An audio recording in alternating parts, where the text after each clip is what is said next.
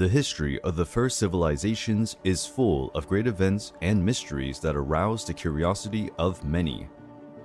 Many wonder how it was possible for human beings to evolve so rapidly compared to other species that had already existed on our planet. Ancient peoples, through their religions, have tried to offer answers about the creation of the world and the odd creative capacity of humanity. Perhaps the answer to this dilemma can be found in the text written by what was the first organized civilization in history, the Sumerians. The Sumerian civilization emerged in Mesopotamia around 4500 BC. Over time, it was responsible for building large cities and creating the first system of writing, known as cuneiform writing, on clay tablets. During archaeological excavations in 1849 in Iraq, 14 clay tablets with Sumerian writings were found. The translation of the text revealed one of the most fantastic stories of all time, the story of the Anunnaki gods. According to the Sumerian manuscripts, there is a planet at the ends of the solar system called Nibiru. Every 3,600 years, it enters an orbit close to the planet Earth. Nibiru was the home planet of the Anunnaki, who were experiencing difficulties because the climate and atmosphere of the planet were changing rapidly, making it difficult to produce food and therefore to survive. It was necessary to use advanced methods of technology, alchemy, and magic to reverse this situation.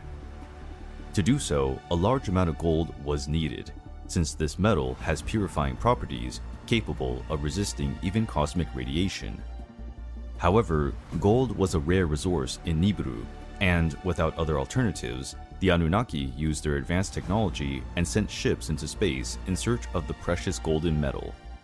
After a long and tiring search, they arrived on planet Earth about 445,000 years ago, where they were the first astronauts to cross space and colonize another planet. The planet Earth was inhabited only by wild animals such as mammoths, saber-toothed tigers, and some apes. The Anunnaki settled in Mesopotamia and built a wonderful city called Eridu. In this city, there was a splendorous garden full of fruit trees and animals. The garden created by the Anunnaki was named Eden, and the first favorite place of the astronaut gods. Shortly after, gold extraction began in underground mines. To do the heavy tasks, they brought with them slaves from another alien race, the Igigi. After years of forced labor and humiliation, the Igigi rebelled against the Anunnaki, giving rise to the first war on Earth. The Igigi were defeated and decimated. The Anunnaki needed new workers. The solution was to create a new race of intelligent beings, able to work, but more harmless than the Igigi. The Anunnaki combined their genes with the ancestors of human beings, creating a hybrid and submissive race at their command. This genetic fusion did not go very well at first. Strange beings came to life, like the Nephilim giants, which, although extraordinarily strong, were devoid of intelligence and self-control. The first man to emerge from this successful genetic combination was named Adamu. Compared to human beings, the Anunnaki were incredibly tall and strong, and their weapons would be more than enough to control another possible rebellion. Over time, humans developed the ability to speak and learn from the Anunnaki, to take care of plantations and build houses made of clay and stone. The Anunnaki came to like human beings. They even allowed them to live in their city and attend the sacred garden, but gave explicit orders not to reproduce too much. Against the will of the gods, human beings began to procreate quickly, which caused overpopulation in the city. Many people were expelled from Eden and Eridu and condemned to live in exile in wildlands.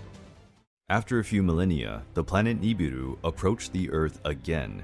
Nibiru's gravitational field was so strong that it adversely affected the Earth's natural conditions. There was an increase in the temperature of the planet, and the glaciers melted, rapidly raising the level of the oceans and causing constant rain.